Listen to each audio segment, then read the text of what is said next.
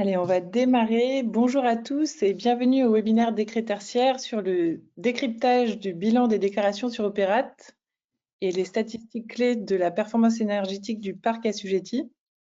J'aurai le plaisir d'animer ce webinaire avec Célia Jalon, qui est Energy Product Owner chez UbiGreen. Bonjour Célia. Bonjour Charlotte. Au programme de ce webinaire, nous aurons donc une vue d'ensemble du parc tertiaire assujetti avec leur profil. Nous étudierons le taux de déclaration et la qualité des données qui sont déclarées, avec l'analyse des consommations et du mix énergétique, l'évolution des tendances de consommation. Et dans une seconde partie, nous verrons comment atteindre vos objectifs de sobriété énergétique et nous aurons le plaisir de vous montrer la solution UbiGreen Energy. Et nous finirons comme d'habitude par une session questions-réponses. Donc, n'hésitez pas à poser toutes vos questions tout au long du webinaire et nous les traiterons à la fin. Alors, avant de donner la parole à Célia, je vous propose un petit sondage pour savoir comment vous gérez vos déclarations sur la plateforme Opérat. Hop. Donc, je vais vous lancer le sondage, voilà, pour avoir pour savoir comment vous procédez. Donc, est-ce qu'une personne en interne est dédiée et le gère manuellement? Est-ce que c'est une personne en interne qui est dédiée et qui utilise un système de management de l'énergie, un SME? Ou est-ce que c'est plutôt un prestataire externe qui s'occupe de le faire pour vous? Voilà. Donc, j'attends que tout le monde réponde. Je laisse quelques secondes.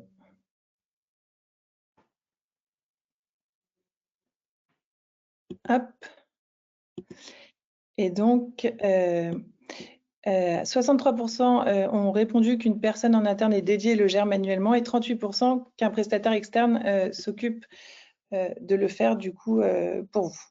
D'accord, donc c'est du coup intéressant et ça nous permettra aussi d'ajuster nos discours du coup en fonction de ces réponses.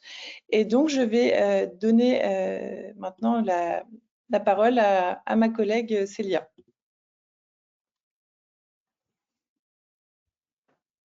Super. Bon, bonjour à tous. Du coup, on va commencer avec un petit rappel déjà des obligations du décret tertiaire. Normalement, vous êtes déjà tous au courant, mais bon, au cas où il y a des nouvelles personnes qui s'intéressent au sujet. Du coup, déjà, qui est concerné? Propriétaire et occupant des bâtiments de plus de 1000 m² des surfaces planchées où on exerce une activité à usage tertiaire. Les objectifs à atteindre sont indiqués en deux méthodes. Soit on peut atteindre du coup l'objectif en valeur relative par rapport à une période de référence qui doit se placer entre 2010 et 2019. Du coup, en 2030, on devra faire au moins 40% de réduction, 50% en 2040 et 60% en 2050. Il y a aussi le choix de partir sur un objectif en valeur absolue, qui est du coup une valeur calculée pour chaque type d'activité tertiaire et qui est basée sur la performance du coup des nouveaux bâtiments de cette catégorie et sur les meilleures techniques disponibles pour chaque nouvelle décennie.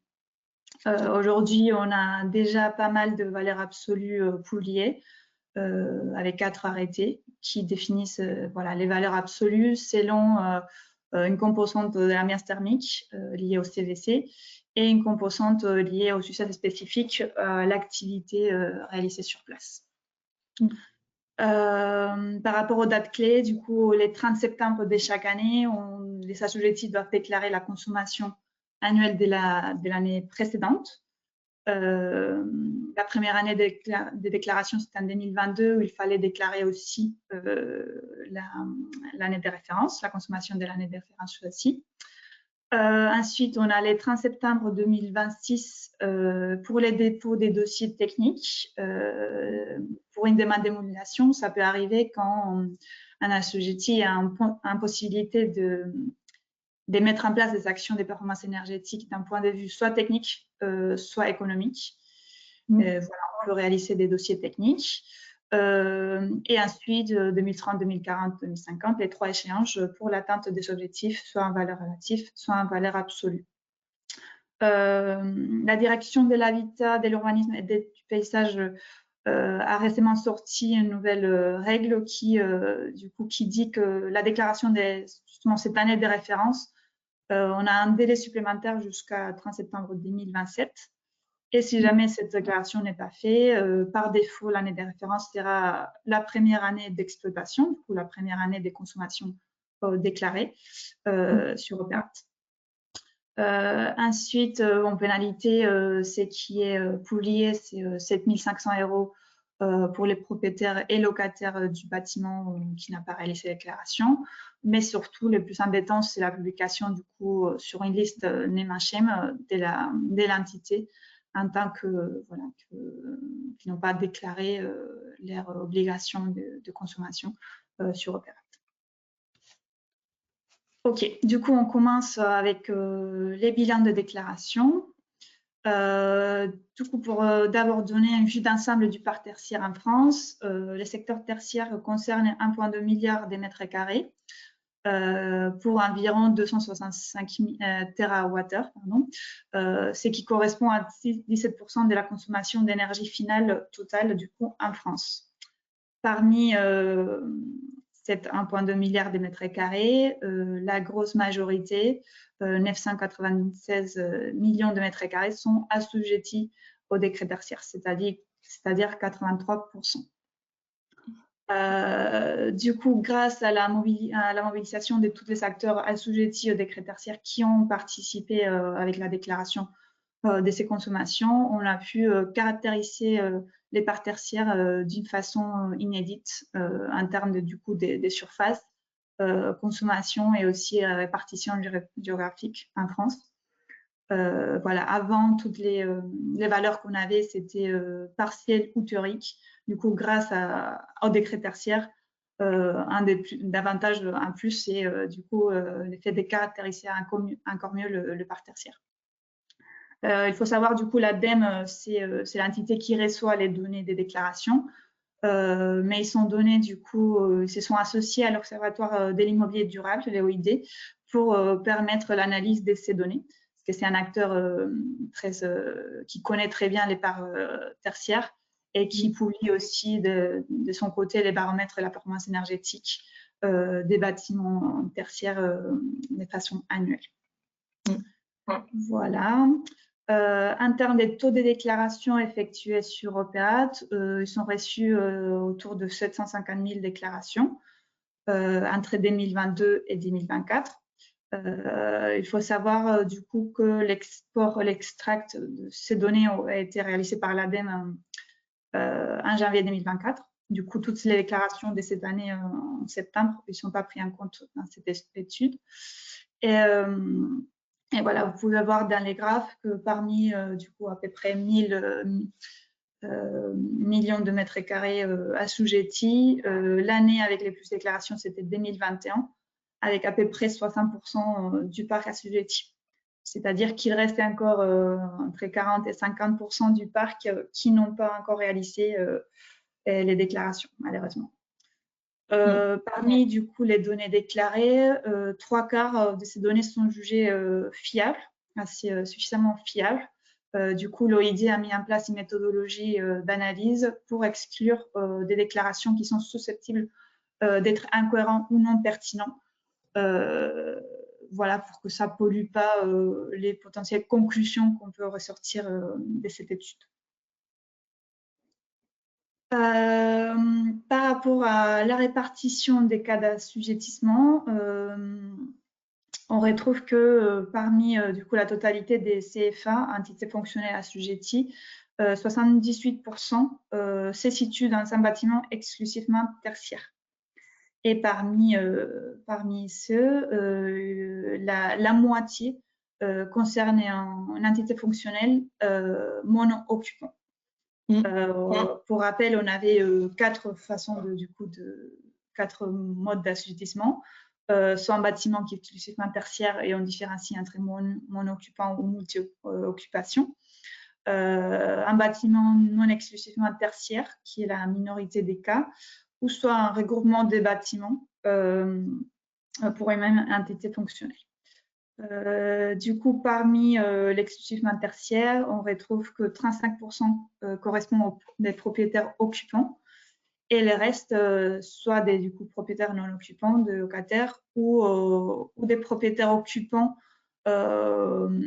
correspondant à des filiales. En fait, cette analyse des filiales n'est pas encore très fait en détail parce que voilà, la filiale et la maison mère, ils ne partagent pas forcément les mêmes sirènes et c'est difficile d'analyser s'il s'agit d'un propriétaire occupant d'une filiale ou, ou non occupant.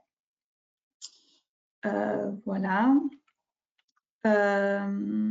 Aussi, je voulais juste indiquer que du coup, parmi toutes les déclarations de FA, il y a 19% qui n'ont pas encore fait la déclaration de consommation. Du coup, ils ont commencé les démarches avec la partie administrative pour caractériser du coup les bâtiments, mais ils n'ont pas encore commencé avec la déclaration de consommation. Et parmi ces aussi, 35% n'ont pas déclaré l'année de référence.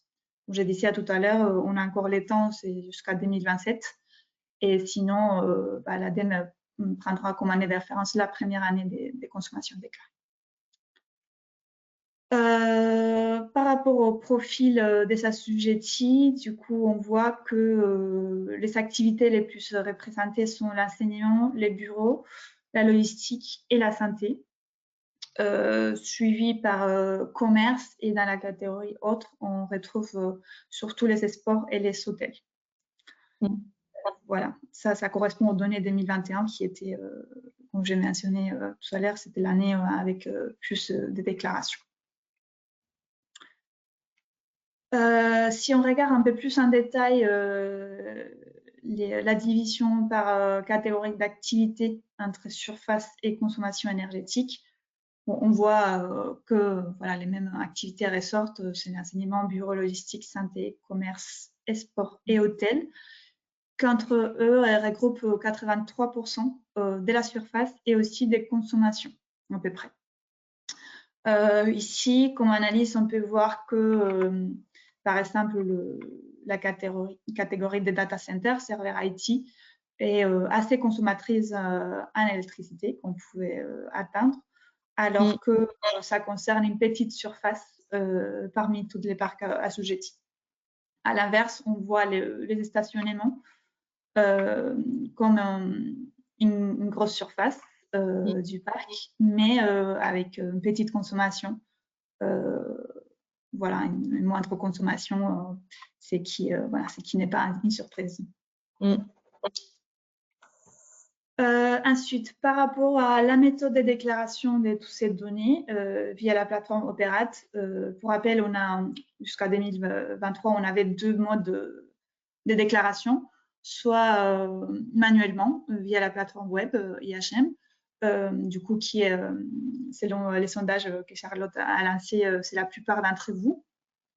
Soit on a une méthode automatique via un fichier CSV qu'on génère et qu'on dépose directement dans la plateforme et qui est traité assez rapidement et qui nous donne du coup potentiellement les éventuelles erreurs qu'on a dans notre fichier. Et c'est très facile de faire les adaptations avec un dépôt post-correction pour faire la déclaration du coup en masse. C'est la méthode qu'on utilise nous chez UbiGreen. On a développé un rapport automatique qui regroupe du coup toutes les informations administratives qu'on renseigne dans notre plateforme. Du coup, type d'assujettissement, SIRET pour construire la référence EFA, etc. Type d'occupation, voilà. Et on regroupe aussi toute l'agrégation des données des consommations, du coup, électricité, tous les types de fluides d'énergie qu'on agrège à niveau annuel. Et voilà, on a mis en place un rapport automatique très facile à générer, qu'on peut télécharger facilement et du coup déposer sur la plateforme Operate directement. Je vous montrerai ça, un exemple de rapport à tout à l'heure pendant la démo. Du coup, en ce qui concerne le mix énergétique des données des consommations, on voit que c'est l'électricité qui domine largement dans les secteurs, avec 56% des consommations, suivi par les gaz avec 34%. Les autres types d'énergie, du coup, réseau de chaleur, fuel, bois ou autre, il reste marginal dans les secteurs, bien que les analyses montrent que surtout les énergies des stocks ont été potentiellement sous-déclarées parce que voilà, c'est plus compliqué de faire l'analyse sur des approvisionnements ponctuels des pétroles ou de fuel, voilà, pour les déclarer et pour savoir du coup la ligne à une année des consommations spécifiques par rapport à des autres énergies de flux comme l'électricité et le gaz qui ont la maille plus fine des relèves et pour lesquels c'est plus simple de déclarer. Du coup, si on analyse l'évolution entre l'année de référence 2020, 2021, 2022, on voit que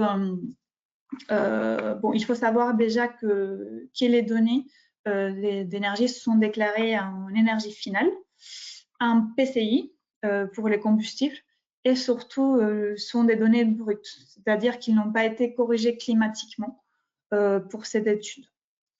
C'est pour ça, on verra dans notre analyse dans les slides suivantes, qui du coup, l'année 2021 a été une année plus froide et c'est pour ça que voilà, la consommation est supérieure. Mais du coup, en 2022, on voit que la partie du gaz a été réduite légèrement, aussi donnée par la situation un peu particulière qu'on a eue en 2022 avec la crise énergétique et les prix du gaz à la hausse. Et l'électricité a augmenté légèrement aussi voilà, en 2022. Les restes de l'énergie restent assez constants dans les temps pour les années analysées. Du coup, si on regarde les mix énergétiques par catégorie d'activité, on voit que l'activité blanchisserie, c'est l'activité qui est plus consommatrice en gaz. On peut voir aussi que l'hébergement touristique hors hôtel est très consommatrice, c'est la plus consommatrice en fuel. Et sinon, voilà, la grosse partie, c'est l'électricité qu'on a vu dans les graphes précédentes. On voit aussi du coup, les data centers, sans surprise, à nouveau, c'est presque la totalité en électricité. Du coup, cette graphe-là, comme je vous ai dit, les données sont brutes. Du coup, dans cette analyse, ils ont ajouté la rigueur climatique, parce que c'est très important. Voilà, si un hiver est plus rude, on va forcément consommer plus d'énergie pour chauffer. Et si c'est voilà, à l'inverse, si c'est plus doux, on va consommer moins. C'est qu'on voit déjà, on a une baisse de consommation de 22% en 2022 comparé à l'année de référence. C'est qui du coup indique qu'on est à peu près à la moitié du chemin pour atteindre les 40% des réductions en 2030. Et voilà, on voit une augmentation des consommations justement en 2021 parce que c'était un hiver plus rude. Du coup, sans l'ajustement climatique, malheureusement, on ne peut pas conclure si du coup en 2022 on a réduit la consommation par rapport à 2020. Voilà, on n'a pas des conclusions assez fiables pour l'instant. Il faudra continuer à analyser les données déclarées par les assujettis et surtout avoir des données corrigées climatiquement. Je me permets de mentionner, nous chez WeGreen, on a un service de calcul qui corrige climatiquement toutes les données par rapport à une station du coup DGU, les décrets jours unifiés, qui est paramétré dans votre immeuble et qui est automatiquement utilisé pour corriger climatiquement et pouvoir comparer d'une façon plus fiable les années entre elles. Une petite du coup évolution de la consommation aussi par les activités les plus représentées. Ces calculs-là, du coup, c'est les ratios en kWh PCI par mètre carré par an. Ça a été établi moyennant unitairement les ratios de toutes les déclarations concernées pour chaque type d'activité. Voilà, du coup, on peut voir les mêmes évolutions. En 2021, il y a une consommation un peu plus élevée, en général dans toutes les activités. Et on voit comment, bon, sauf pour la catégorie hôtel, on voit comme voilà, les hôtels sont plus consommatrices à 1 kWh par mètre carré, un ratio par rapport au bureau ou l'enseignement, la santé et les hôtels. Voilà. Aussi, suite à l'analyse du coup des données opérates, pour information, on peut déclarer du coup les consommations d'énergie brute juste par fluide, par type d'énergie. Et aussi, on a la possibilité de déclarer si cette énergie-là est concernée par des besoins thermiques, du coup chauffage ou climatisation, qui permettraient de catégoriser, analyser encore mieux les besoins du parc tertiaire assujetti. Et malheureusement, parmi du coup toutes les déclarations effectuées, il n'y a que 5% qui ont déclaré les usages des chauffages et refroidissements dans les déclarations. On considère que c'est très important de détailler cet aspect-là. Voilà, c'est un aspect essentiel pour justement optimiser l'efficacité énergétique d'un bâtiment, parce que la partie CVC, c'est la plus grosse, c'est l'usage les plus grosses consommateurs d'énergie. Dans notre export automatique, dont je parlais tout à l'heure, on les gère de façon automatique. De même, il faut juste du coup indiquer l'usage de chaque point des mesures, si ça concerne le chauffage ou pas. On peut mettre en place aussi des sous-comptages pour mieux catégoriser voilà, l'usage du point des mesures. Et voilà, les rapports sortiront automatiquement ces détails-là. Sur une partie, du coup, par exemple, votre électricité, 50% concerne les usages CVC, ça sortira aussi dans les rapports qu'on va déclarer sur Opérate. C'est-à-dire que, voilà, normalement, nos clients font partie du 5% qui ont déclaré cet aspect essentiel pour optimiser l'efficacité énergétique d'un bâtiment. Voilà.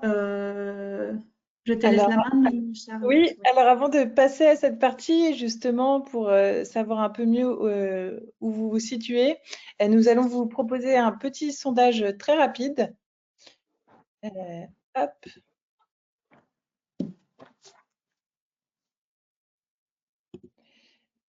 Voilà. Est-ce que vous voyez le sondage ?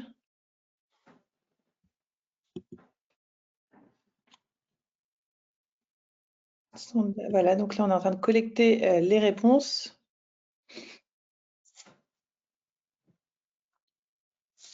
J'attends que le score un petit peu augmente. Donc, avez-vous une solution digitale pour vous aider à la collecte, établir et suivre vos objectifs décrets tertiaires ?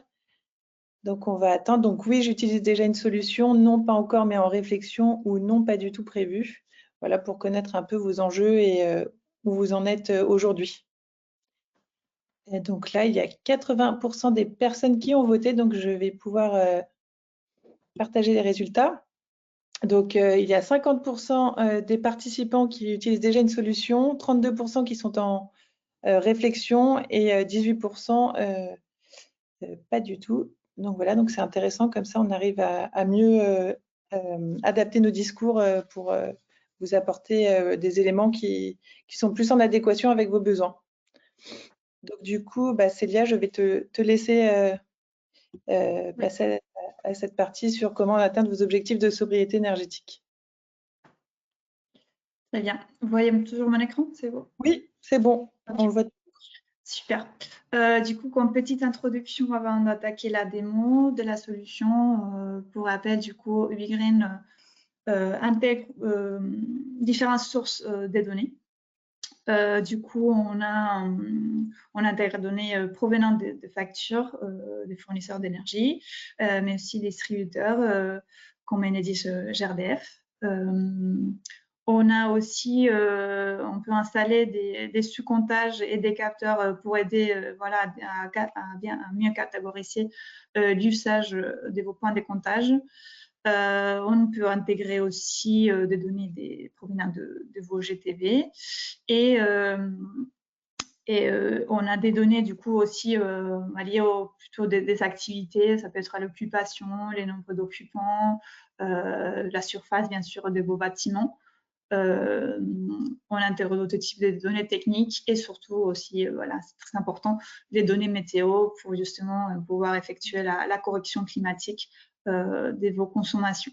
Du coup, voilà, on intègre plusieurs sources très hétérogènes des données et on est capable de tout intégrer dans une même solution, les agréger, centraliser pour ensuite, du coup, réaliser des analyses les plus pertinentes possibles pour identifier, du coup, les actions d'amélioration des performances énergétiques. OK, du coup, je vais passer à la démo.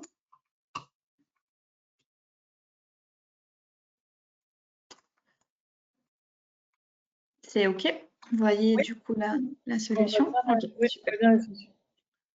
Du coup, aujourd'hui, je vais plutôt présenter les outils liés au décret tertiaire, puisque c'est les sujets du webinaire.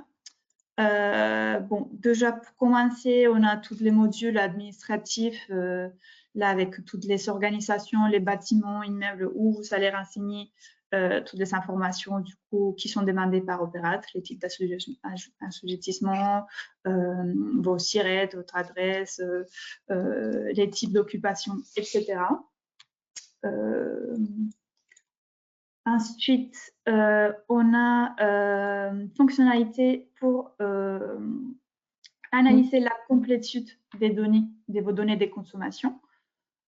C'est très important de s'assurer que, voilà, que vos consommations sont complètes pour qu'on puisse les déclarer à Opérate.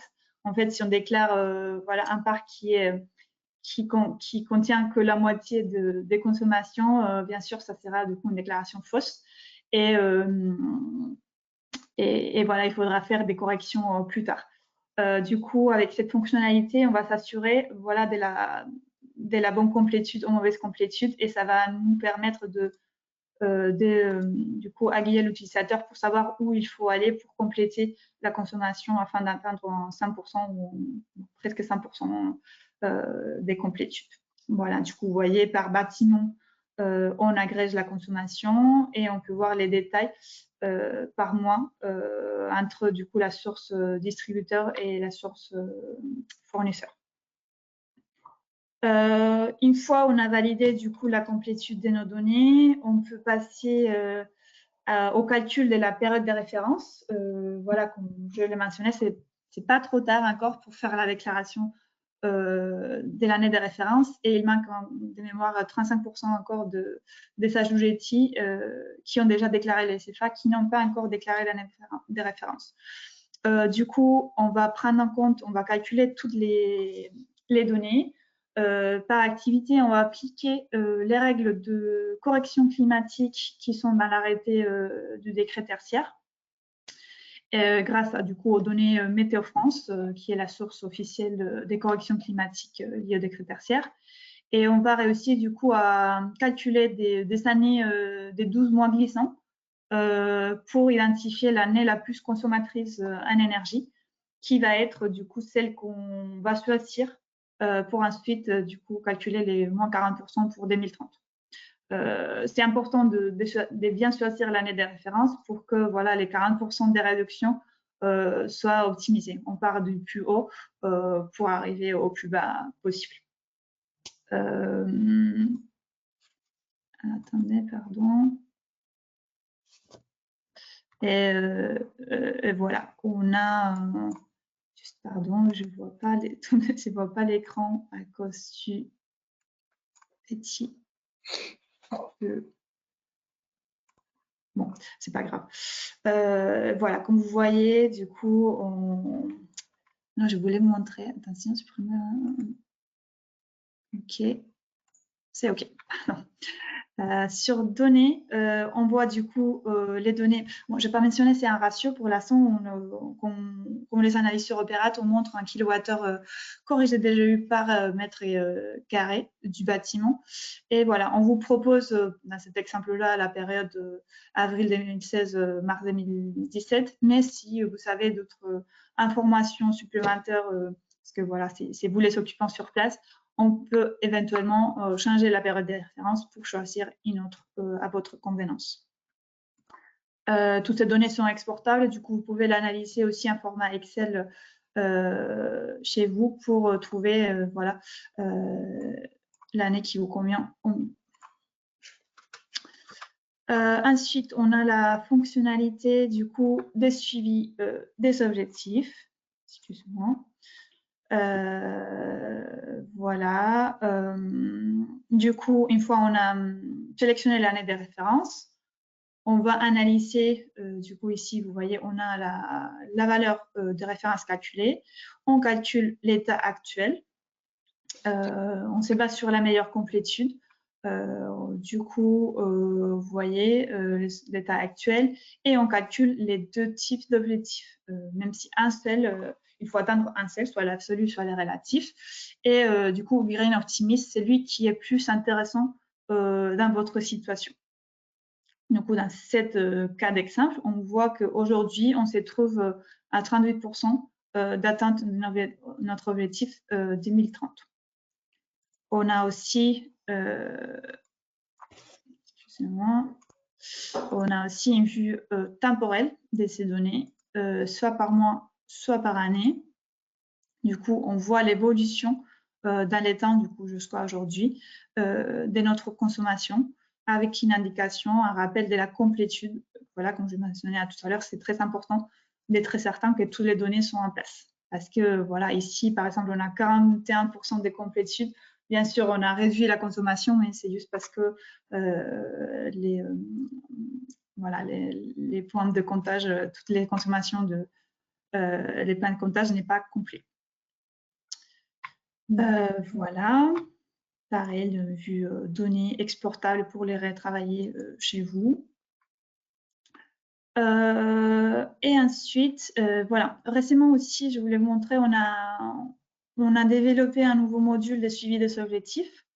Ça concerne pas que les décrets tertiaires, mais aussi tout type d'objectifs. Du coup, vous pouvez caractériser ici, voilà, si c'est une politique ISO 50001, par exemple, le management énergétique numérique, voilà, même les CPE, on peut les suivre. Et on va pouvoir, du coup, je vous montre rapidement, on va pouvoir paramétrer d'une façon très personnalisée, du coup, le type d'objectif relatif absolu, dans quelle unité, quel pourcentage des réductions pour chaque année des suivis. Et on va pouvoir également choisir l'année des références. Du coup, dans les cas de décret tertiaire, voilà, normalement, ça se trouve entre 2010 et 2019. Mais voilà, si vous connaissez que votre parc, voilà, la première année d'exploitation, ça concerne 2023, vous pouvez déjà les paramétrer ici pour caractériser, pour suivre vos objectifs. Et on va pouvoir surtout modéliser votre consommation des références, soit via des régressions simples, multiples ou même polynomiales, à partir de certaines variables, du coup les DGU chaud, froid, mais aussi du coup si des personnes d'occupation, pour trouver un modèle le plus optimal possible qui caractérise votre période de référence afin de permettre un suivi optimal de la projection de votre consommation du coup à 2030. Je vais vous montrer un exemple. Voilà, ici, j'ai un objectif que je décidais de modéliser par rapport au DGU chaud.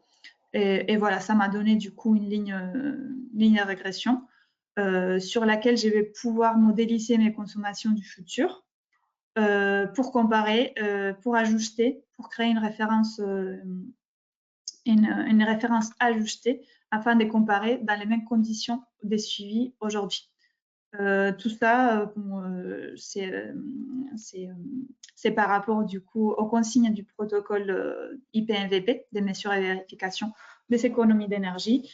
On a mis en place du coup les consignes principales de cette méthodologie afin de vous permettre de suivre votre consommation dans les temps. Après du coup avoir validé notre modèle, on va pouvoir générer un rapport des suivis de notre consommation. Du coup, vous voyez, en 2024, bon, je l'ai généré en juillet, mais pas grave. Du coup, on a la consommation réelle et on voit là où on se place par rapport à nos objectifs et la référence ajustée qu'on a pu modéliser via ces modules. Dans les tableaux, vous pouvez voir du coup mois par mois une indication, encore une fois, de la complétude et du coup la valeur réelle, la valeur de la référence ajustée grâce à la modélisation et la valeur cible, ainsi que du coup une petite mention du pourcentage de l'atteinte de vos objectifs. Voilà, tout ça pour dire que c'est un module très puissant où vous pouvez personnaliser complètement vos objectifs, soit des critères tiers, soit autres, pour vous permettre de suivre d'une façon optimale vos actions de performance énergétique. Ensuite, les derniers modules du coup qui concernent le critère tiers, c'est du coup les plans d'action. Du coup, une fois on a calculé nos objectifs, ok, comment on fait pour atteindre les 40% de réduction ou la valeur absolue en 2030. Voilà, du coup, on peut mettre en place des actions d'amélioration. Du coup, par exemple, ici, on va paramétrer, du coup, c'est un exemple pour mettre en place des horaires de fonctionnement du CVC. On peut caractériser, du coup, les types d'énergie concernés, les gaz dans ces cas-là. Et on peut paramétrer les coûts d'exécution de cette action-là, ainsi que les gains planifiés en kilowattheure en énergie et en euros. On peut calculer aussi les ROI automatiquement par rapport aux informations qu'on a renseignées. Et au fur et à mesure que l'action va du coup évoluer, qui prend vie, on va pouvoir renseigner les différents coûts, les coûts réels en fait, de réalisation par rapport aux coûts qui avaient été planifiés. Voilà, ici, du coup, dans l'écran principal, vous pouvez voir depuis ici toutes les informations un peu plus détaillées sans devoir rentrer dans chaque action. Et on peut classifier les actions par criticité et avec les dates de début et des fins planifiées. Aussi, du coup, comme j'avais mentionné tout à l'heure, je voulais vous montrer les rapports automatiques des déclarations. Du coup, dans notre module reporting, on a du coup les rapports de consommation opérates ainsi que les périodes de référence et les données administratives EFA. Du coup, un petit exemple d'un nom de client qui a été anonymisé. Voilà, on voit comment les rapports générés par Green s'adaptent du coup au format demandé par Opérate, avec toutes les données demandées, du coup la référence de l'EFA, ainsi que la surface, toutes ces caractérisations des activités, s'il y a du chauffage, refroidissement, et toutes les consommations du coup agrégées, centralisées de vos consommations, électricité, gaz, propane, etc. Voilà, du coup, ces fichiers-là, il faut juste cliquer sur le bouton sur un paramètre, ça va les générer. Vous pouvez l'exporter et déposer directement dans votre plateforme Opérate. Aussi, je me permets de mentionner que Opérate a mis en place l'année dernière une API des déclarations sur laquelle WeGreen travaille aussi pour encore optimiser encore plus et faciliter la déclaration de vos consommations. Voilà. Du coup, je te laisse la main, Charlotte. Je vais vous partager mon écran. Alors, Alors, on va très rapidement présenter UbiGreen, notamment pour aussi toutes les personnes, c'est vrai, qui ne nous connaissent pas forcément. Donc UbiGreen a été créé en 2012. Nous sommes répartis sur 3 sites, Toulouse, Paris et Marseille. Nous avons aujourd'hui 50 collaborateurs avec un peu plus de 150 clients. Et donc plus de 500 000 capteurs compteurs qui sont déployés dans une vingtaine de pays, ce qui représente plus de 50 000 bâtiments et plus de 60 000 utilisateurs. UbiGreen fait partie du groupe Planon également. Et au niveau donc de nos clients, on a des clients qui ont des typologies donc de bâtiments assez divers, étant donné que tout le monde a des objectifs de sobriété énergétique importants.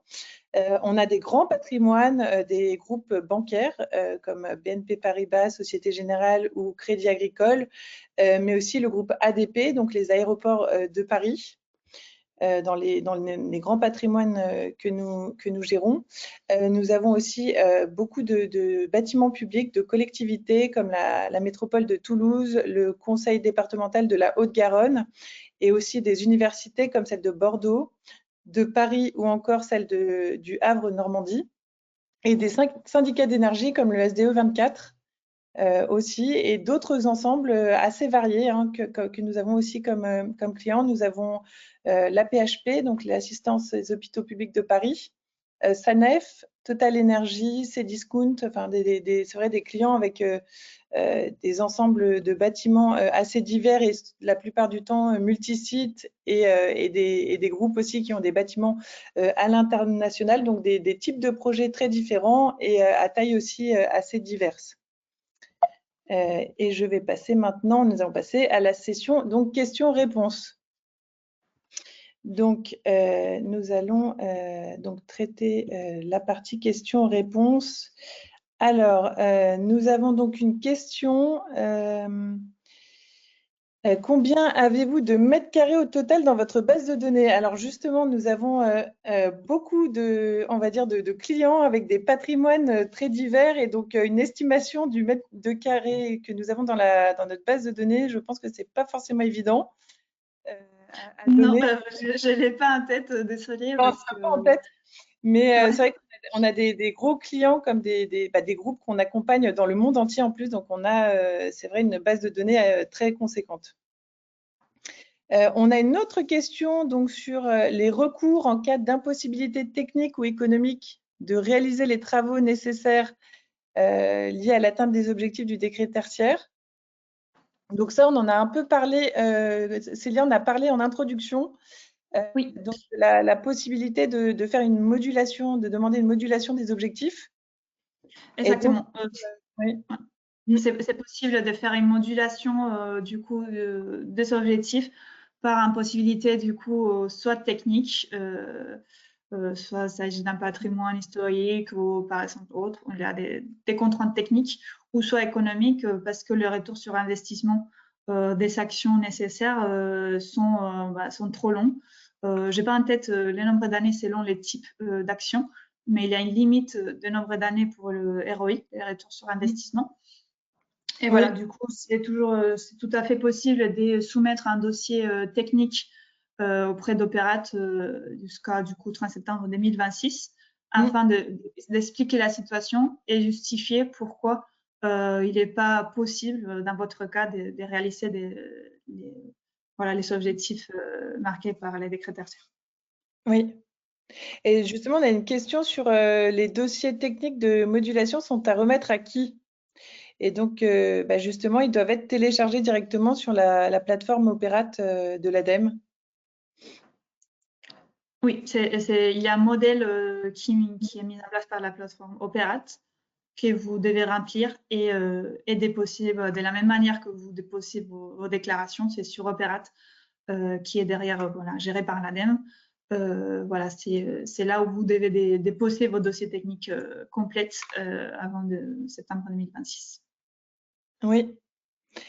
On a également aussi une question sur le coût de la solution. Alors ça, c'est vrai que ça dépend du nombre de points de mesure. Donc il faudrait revenir vers nous avec le détail de votre projet pour qu'on puisse estimer justement un coût qui va dépendre justement du nombre de points de mesure. Et également, il y a également aussi l'abonnement à la solution. Mais ça, c'est vrai qu'il faut revenir vers nous. Vous pouvez revenir vers nous par mail pour avoir pour qu'on puisse vous faire un devis. Alors, on a une autre question aussi sur les entrepôts. Alors, les entrepôts et les lieux de stockage sont-ils concernés par le décret tertiaire? Donc oui, les entrepôts et les lieux de stockage sont concernés s'ils dépassent 1000 m² de surface. Oui, tout à fait. Ensuite, il y a des valeurs absolues vraiment étudiées, vraiment adaptées à ces types d'activités, Oui. voilà, parce qu'elles sont un peu moins consommatrices en énergie que d'autres types. Mais oui, ils sont tout à fait concernés et assujettis par les décrets tertiaires. Bien sûr, s'ils dépassent 1000 m² sur plancher. Alors, il y a quelqu'un aussi qui nous demande, suis-je éligible, suis-je assujetti, du coup, si la surface de mes bureaux font moins de 1000 m², mais que l'immeuble fait plus de 1000 m²? Alors, oui, vous êtes assujetti si les bâtiments fait du coup plus de 1000 m², c'est cumulé. Oui. Et même si votre entité fait moins de 1000 m², c'est tout à fait assujetti. Et du coup, vous serez dans la catégorie d'assujettissement du coup d'un bâtiment multi-occupation. Oui, exactement, oui. Dans le cas d'un bâtiment qui est livré après 2020, l'année de référence est forcément la première année pleine d'exploitation? Oui, tout à fait. Oui, tout à fait, oui. C'est ça. Oui. Ouais. Du coup, soit vous déclarez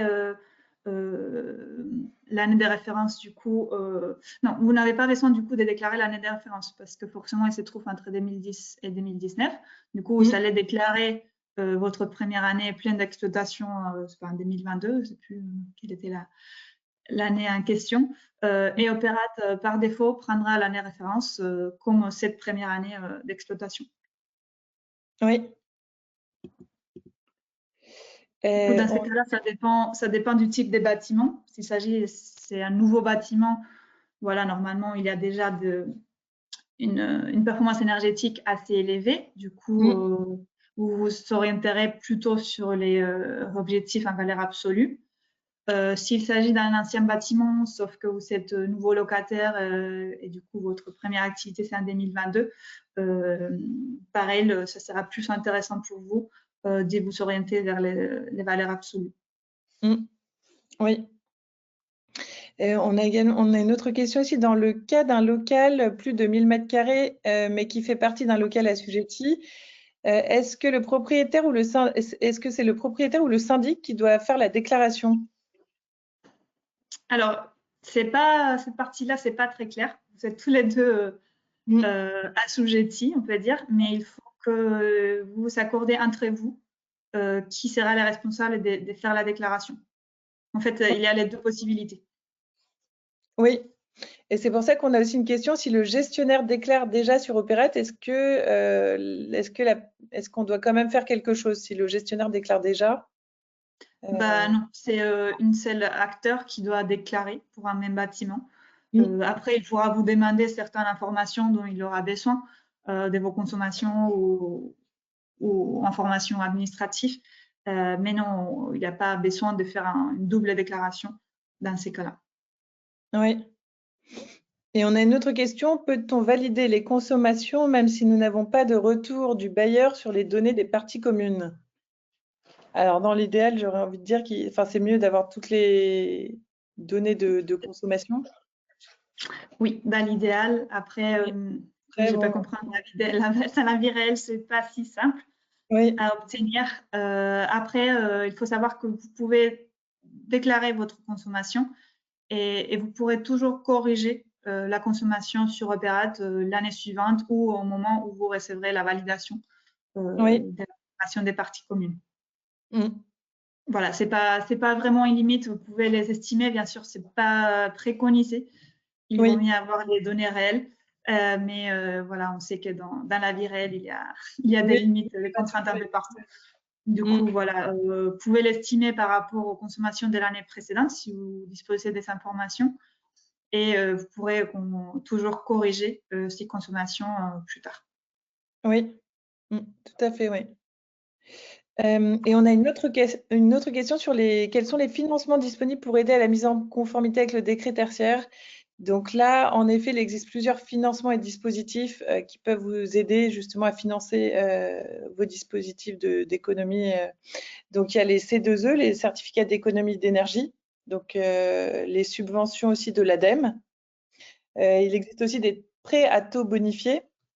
Et il y a aussi beaucoup dans les régions aussi qui font des aides régionales, où il y a aussi des aides locales. Donc ça, il faut vraiment se rapprocher de toutes les instances pour essayer d'avoir un maximum de financement pour vous aider dans vos projets. Alors, une autre question aussi, est-ce que la transmission des consommations par le locataire suffise ou en cas de contrôle, il faut que le bailleur dispose des factures pour justification? Ça, c'est vrai. Ouais. Normalement, les déclarations du locataire, du coup, suffisent parce que c'est soit les locataires, soit les propriétaires. C'est ça, oui. Par contre, dans l'idéal, il faudrait du coup que votre locataire vous fournisse les factures d'énergie, d'électricité ou des gaz pour que voilà, vous pourrez potentiellement justifier plus tard si jamais il y a des contrôles. Ça serait l'idéal. Après, on n'a pas trop d'informations des contrôles qui seront faits. Pour l'instant, il n'y en a pas eu. Mais voilà, ça peut potentiellement arriver. Oui. Du coup, pour vous protéger, il vaut mieux demander du coup les factures aux locataires. Oui, tout à fait, oui.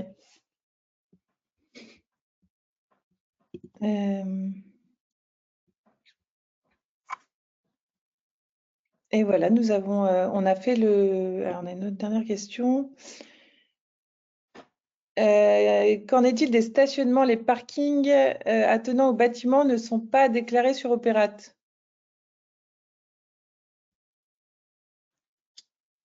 Ne sont pas déclarés ou ne sont pas à déclarer? Ils ne sont pas déclarés. Ça veut dire qu'il n'y a pas encore. Bah C'est si, des normalement. parkings attenant au bâtiment.